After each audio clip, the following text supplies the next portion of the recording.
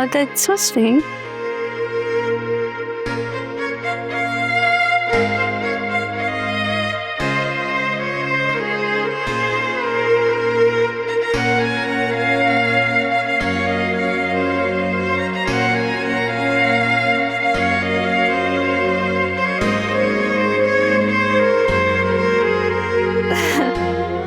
Very cute.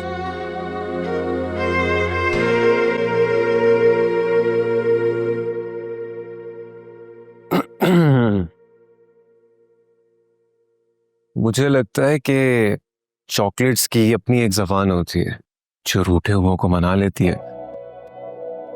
वैसे sorry भी लिखा है मैंने। आप क्यों सॉरी कह रहे हैं मिस्टर अनस? मुझे तो लगता है कि गलती हमेशा मेरी होती है। इस बार नहीं, हाँ मोस्टली तुम्हारी होती है। वैसे कितने बदतमीज हो, पिटोगे मुझसे? हार खा लूंगा तुम्हारी, जूते भी खा लूंगा, लेकिन प्लीज मान जाओ यार। तुम्हारा हंसता मुस्कुराता चेहरा ना देखूं ना तो ये दिन गुजरता ही नहीं है। इस तरह तुम नाराज रहोगी तो दिन बहुत बुरा गुजरेगा मेरा। Please, I am sorry. फिर से तुम मुझे तंग नहीं करोगे? कभी नहीं। और गुस्सा भी नहीं करोगे? बिल्कुल नहीं। फिर ठीक है।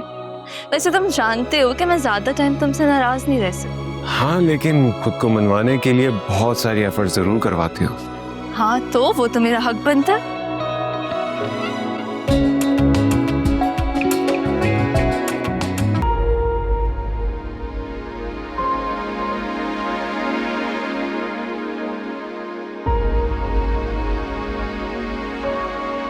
जिया, यार मैं तुमसे बातें कर रहा हूँ, तुम अनजान बनी हुई हो। मुझसे बात तो करो, इग्नोर क्यों कर रही हो?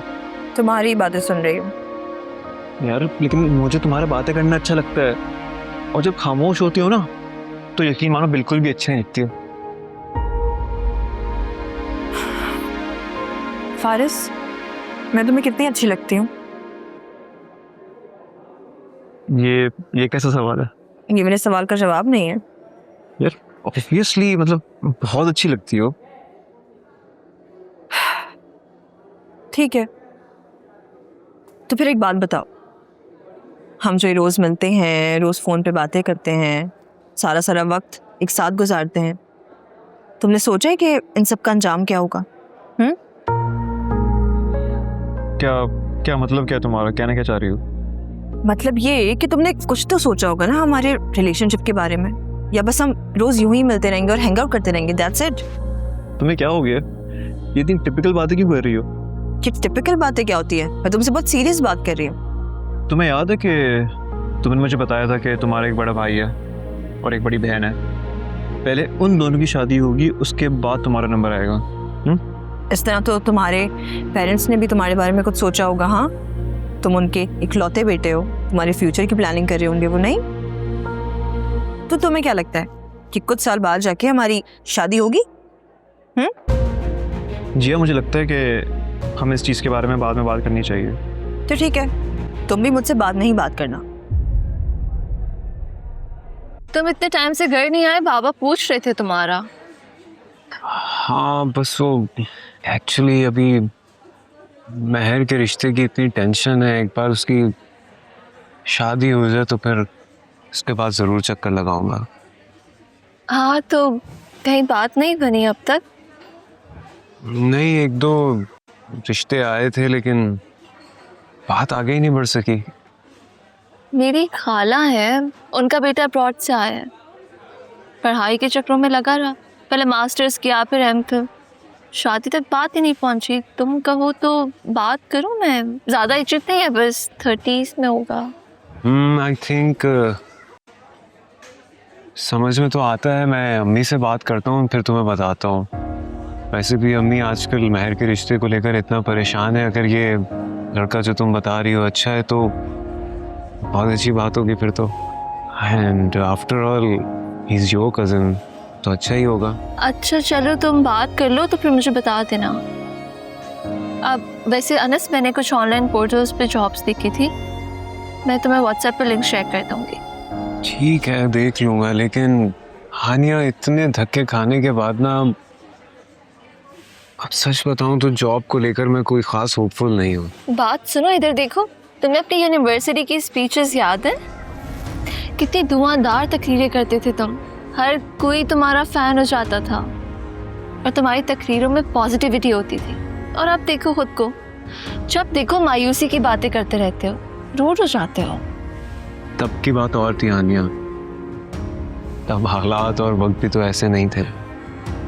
कि तो मुझे वक्त और हालात ने ऐसा बना दिया है, ऐसा बना दिया है कि इस जगह आके खड़ा हूँ।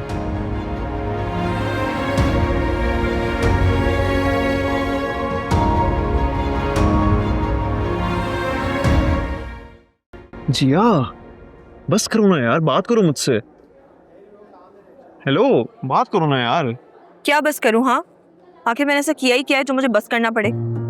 हाँ, यही तो मसला है, तुमने कभी ऐसा पहले बिहेव किया ही नहीं है। और यार अधूरी बातें क्यों करती हो, मुंह भी बना रही हो, क्या हुआ है? कोई मुंह नहीं बनाया है मैंने। तुमसे बहुत सीधी और साफ अल्फाजों में बात की है मैंने कि हमारे रिलेशन की तुम्हारी नजर में क्या वैल्यू है। That's it. जिया, हर चीज का ना एक वक्त होता है। ठीक है, जब वक्त आ जाए तब बात कर लें। यार तुम इतनी अनरीजनेबल क्यों हो रही हो, क्या हो गया है? तुम्हें मेरा अगर रियलिस्टिक होना अनरीजनेबल लग रहा है ना, तो उसमें मैं कुछ नहीं कर सकती। अच्छा, अपना ना मुंह ठीक करो। वो मेरे पास ना तुम्हारे लिए कुछ है।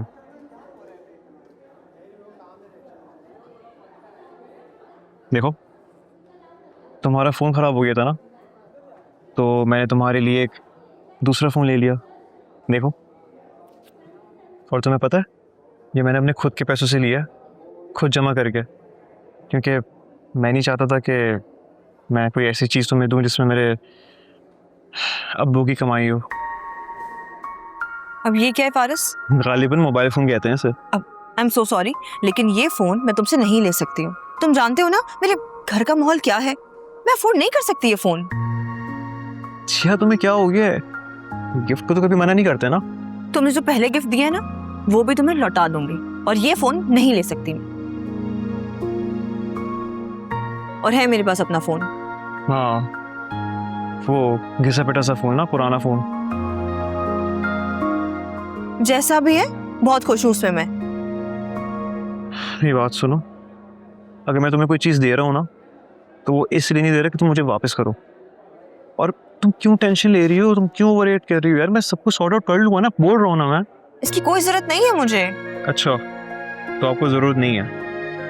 मैं जब भी आपको कॉल करता हूँ ना, तो आपका फ़ोन ख़राब हुआ होता है। या तो आप मुझे अपनी अम्मी के फ़ोन से कॉल कर रही होती हैं, या बहन के फ़ोन से कॉल कर रही होती हैं, वो भी छुप छुपा के।